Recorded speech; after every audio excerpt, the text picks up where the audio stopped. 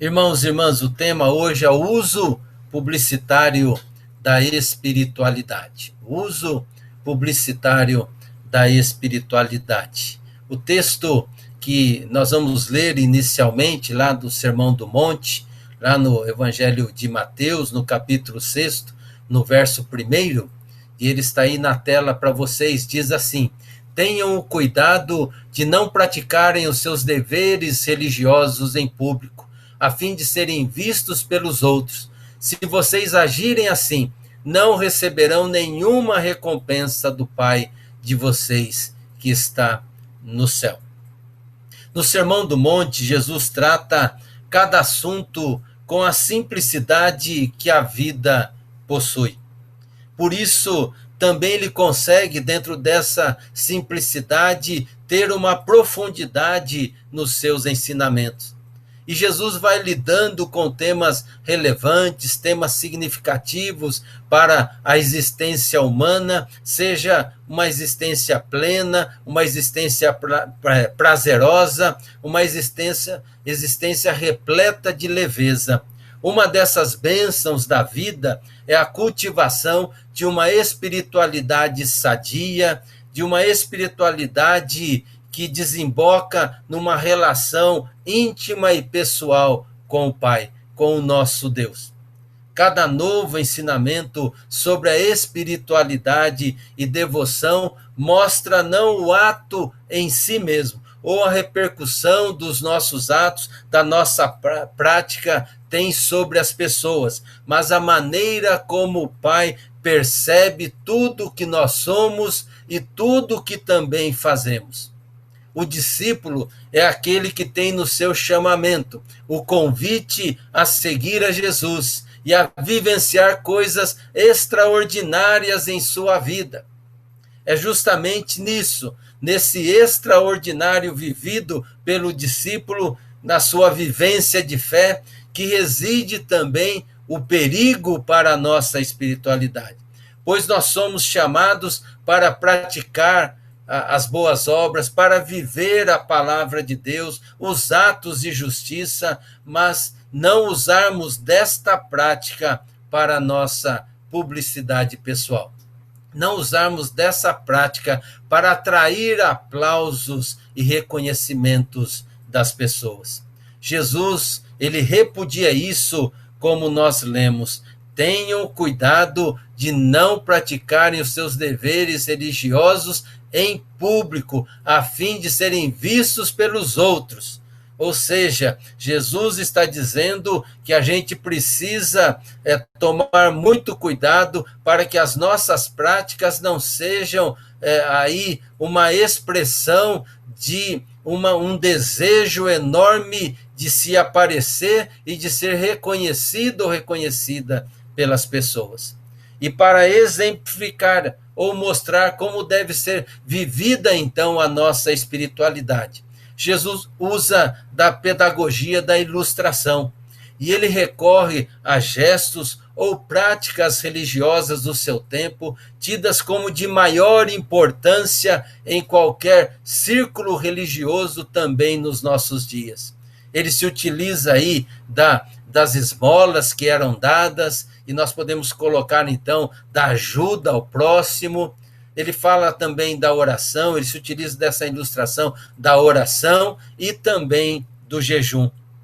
E nestas ilustrações, Jesus faz referência aos hipócritas, aos religiosos da sua época, que acreditavam no poder dos seus méritos. Ou também ele faz referência aos gentios, religiosos que acreditavam na magia dos seus métodos. Jesus diz que o discípulo não deve, no seu agir, não deve, no seu fazer diaconal, não deve, na sua vivência da espiritualidade, fazer publicidade em torno dela, nem superestimar méritos e métodos. Ou seja, a justiça, as boas obras que nós devemos praticar, que Paulo diz lá em Efésios 6,10, que Deus já preparou de antemão para que nós as praticássemos. Não deve ser um fim em si mesma, senão a carne, o eu, prevalece. o orgulho, o desejo de ser reconhecido, ele sobressai a qualquer outra intenção. Mas o que o discípulo faz, por obediência simples ao seu Senhor, Cristo Jesus, e por isso vê naquilo que faz apenas um ato natural de obediência. Um ato natural daquele que segue a Jesus, um ato natural daquele que aprendeu com Jesus, um ato natural daquilo que viu Jesus fazendo, um ato natural daquilo que a palavra de Jesus nos ensina e nos mostra nas suas atitudes. Fazer para ser reconhecido pelas pessoas já tem em si a sua própria recompensa, mas também o desvio do discipulado aos pés de Jesus. Porque fazer pensando em ser reconhecido, já está aí, então, né, a sua recompensa. E nós estamos, assim, fugindo daquilo que Jesus nos ensinou, daquilo que Jesus nos mostrou e daquilo que Jesus também fez. Vejamos como Jesus nos ensina sobre isso. Nós estaremos falando dessas 3 ilustrações, tá? A primeira hoje, que é a questão da oferta, do gesto de amor pelo pobre, da ajuda ao necessitado, tá? Semana que vem a gente vai falar sobre a oração, e na outra semana, tá? Nós estaremos falando do outro tema que ele também aborda e que ele nos mostra aí, que é o jejum. Então, dar um gesto de amor pelo pobre. E o texto continua, né, lá em Mateus capítulo 6, e ele vai aparecer na tela para vocês, para que vocês possam ler e acompanhar, sem perder nada. Quando você der alguma coisa a uma pessoa necessitada, não fique contando o que fez, como os hipócritas fazem nas sinagogas e nas ruas. Eles fazem isso para serem elogiados pelos outros. Eu afirmo a vocês que isto é verdade. Eles já receberam a sua recompensa. Mas você, quando ajudar alguma pessoa necessitada, faça isso de tal modo que nem mesmo seu amigo mais íntimo fique sabendo do que você fez. Isso deve ficar em segredo, e o seu pai, que vê o que faz em segredo, lhe dará a recompensa. Cuidar do pobre, cuidar do necessitado é uma responsabilidade de todos os seguidores e seguidoras de Jesus Cristo. Jesus, no seu ministério, fez isso. Jesus, no seu ministério, mostrou com as suas atitudes todo esse cuidado. Podemos fazer isso por atos de justiça ou podemos fazer isso por ações de misericórdia. Nas Escrituras está presente sempre a ideia da recompensa dada por Deus àqueles que atendem ao pobre, ou ainda a ideia de que Deus assume para si mesmo o favor que é feito a qualquer um dos necessitados. Aqui alguns textos para você compreender isso. Salmo 41, o verso 1 e 2 diz assim: felizes são aqueles que ajudam os pobres, pois o Senhor Deus os ajudará quando estiverem em dificuldades. O Senhor os protegerá, guardará a vida deles e lhes dará felicidade na terra prometida. Ele não os abandonará nas garras dos inimigos. E Jesus toma para si também isso, ou seja, ele toma para si o socorro que nós prestamos aos famintos, que nós prestamos aos forasteiros, que nós prestamos aos sedentos, que nós prestamos aos prisioneiros, que nós prestamos às crianças, que nós prestamos aos doentes, que nós prestamos àqueles que são marginalizados, dizendo dessa maneira, lá em Mateus 25, 40, eu afirmo a vocês que isto é verdade, quando vocês fizerem isso ao mais humilde dos meus irmãos, foi a mim que fizeram. Ou seja, Jesus se coloca no lugar. Jesus se coloca como aquele que recebe esse favor, essa ajuda, quando nós ajudamos aqueles que estão na rua, aqueles que estão desabrigados, aqueles que estão sem teto, aqueles que estão necessitados. Em geral, quando ajudamos alguém necessitado, nós damos sempre aquilo que nos sobra. E isso por si só já é uma denúncia da injustiça que acontece no mundo, injustiça que a poesia de Joia Júnior trouxe para nós. Porque o que nos sobra pode ser exatamente o que tem faltado aos necessitados. E quando eu retenho isso, eu estou tirando daquele que precisa, daquele que necessita. Quando nós damos ou ajudamos com aquilo que nos falta, mostra então a nossa generosidade. Quando nós ajudamos com aquilo que pesa no nosso bolso, mostra então a nossa misericórdia. É a partilha ensinada por Jesus na multiplicação dos pães e dos peixes. Lembram-se quando Jesus, lá na multiplicação dos pães e dos peixes, ele então pergunta: o que é que vocês têm? E alguém diz: nós temos 5 pães e 2 peixinhos, lá no Evangelho de João, no capítulo 6. E Jesus diz: então dá vocês de comer.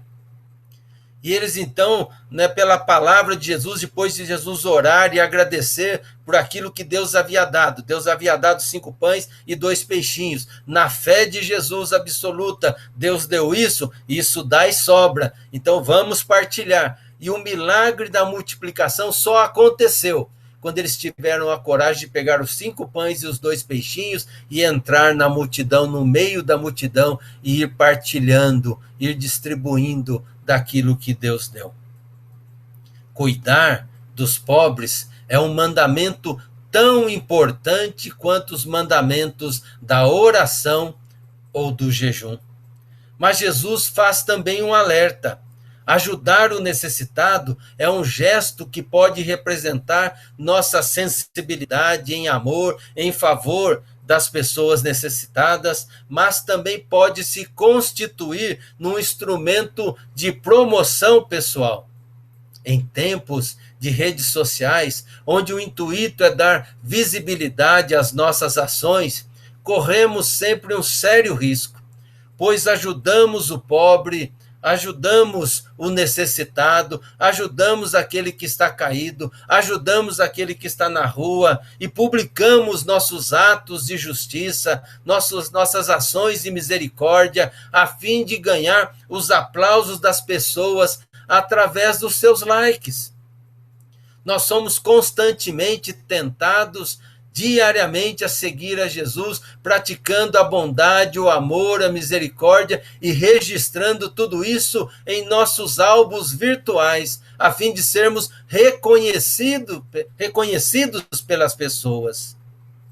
Nesse sentido, o amor deixa de ser amor e passa a ser interesse, seja de benefício, de prestígio, de fama ou reconhecimento. Assim agiam os religiosos na época de Jesus, no tempo de Jesus, e que Jesus chama esses religiosos de hipócritas.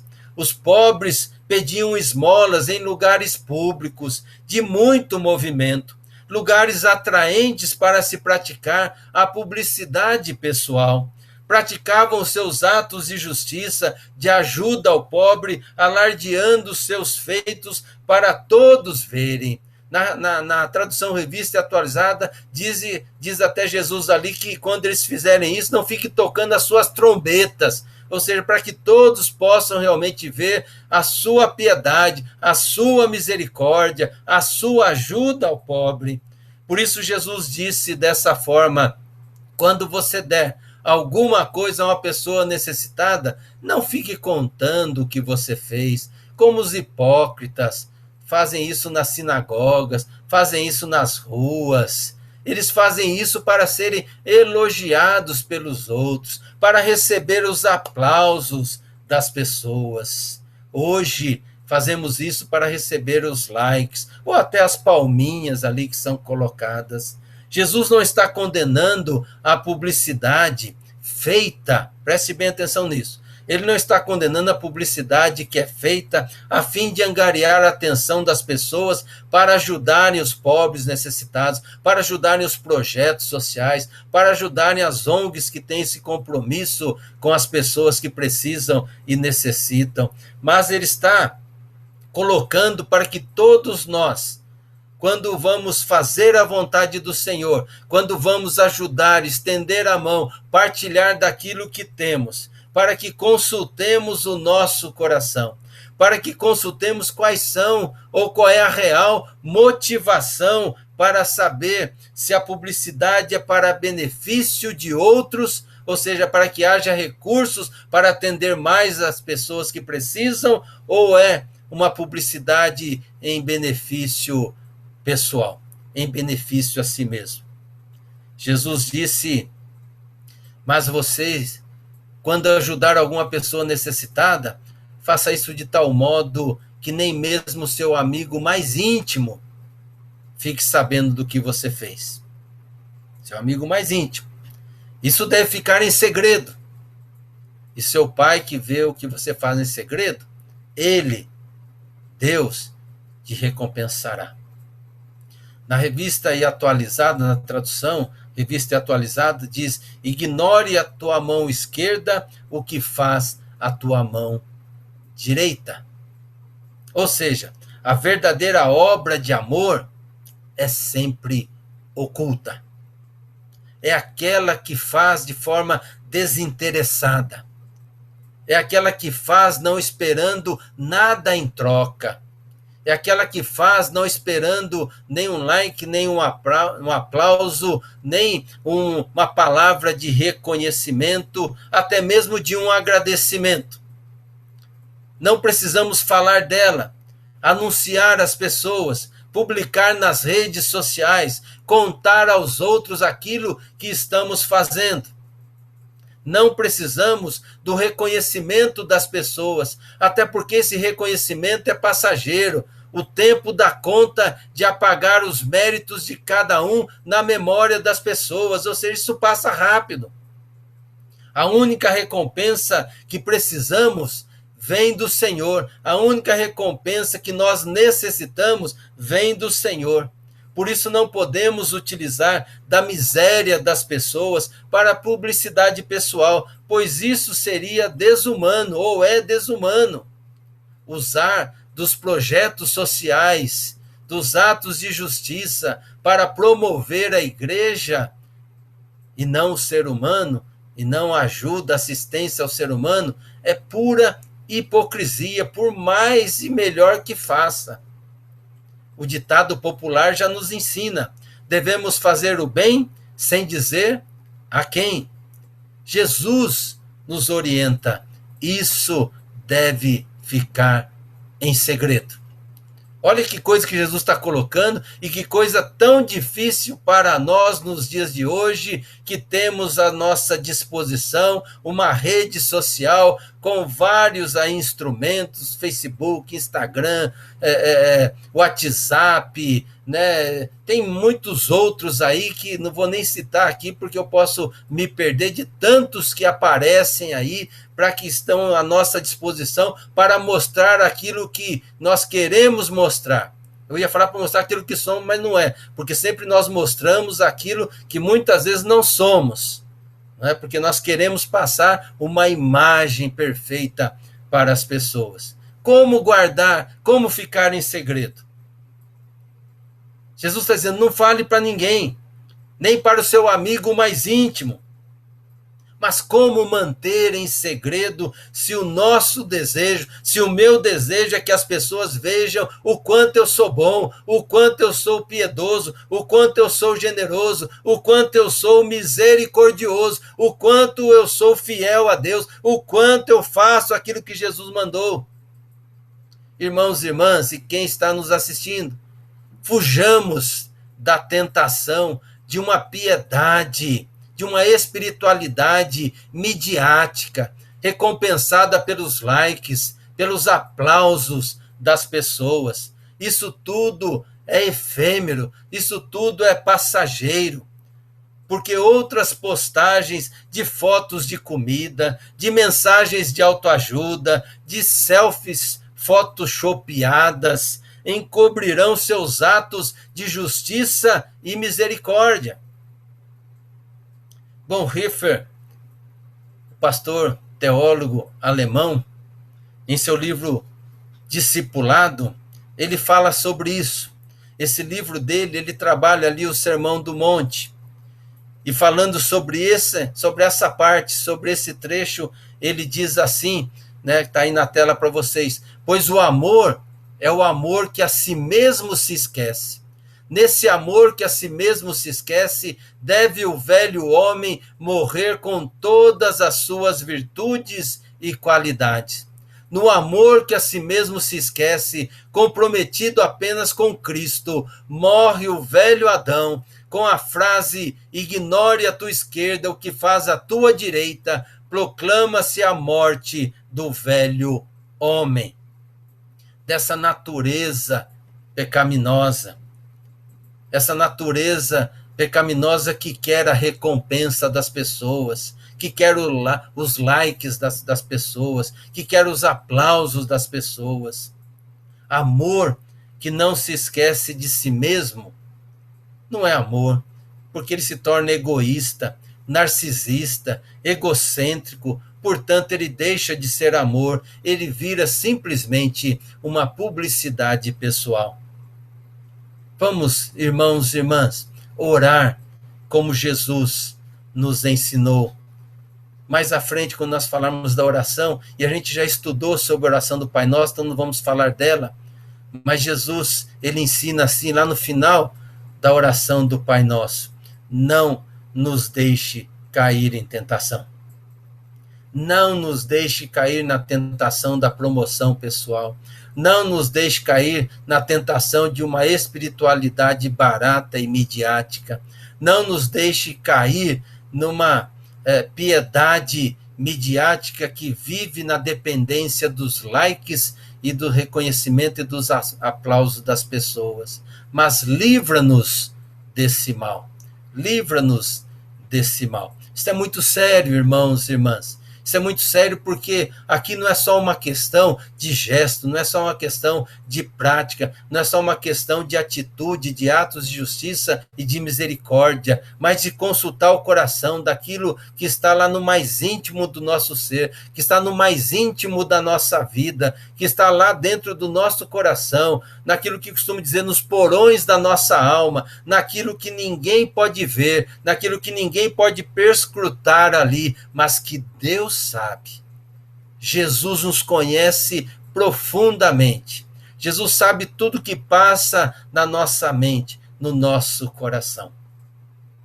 No filme O Advogado do Diabo, esse filme já passou há bastante tempo, né, mas recomendo assistir, para mim é um dos melhores filmes sobre aí a atuação, né, do diabo. E para você compreender ali, é um filme que não foi feito por cristãos, mas é um filme, tá, que tem ali, né, base bíblica. Pode ter certeza disso. Melhor do que muitos pastores que têm pregado sobre o diabo aí. Porque ali o diabo fala o seguinte, pelo menos por 3 vezes: vaidade é o pecado que eu mais gosto. Vaidade é o pecado que eu mais gosto. Pai, não nos deixe cair nessa tentação, mas livra-nos do mal. Amém.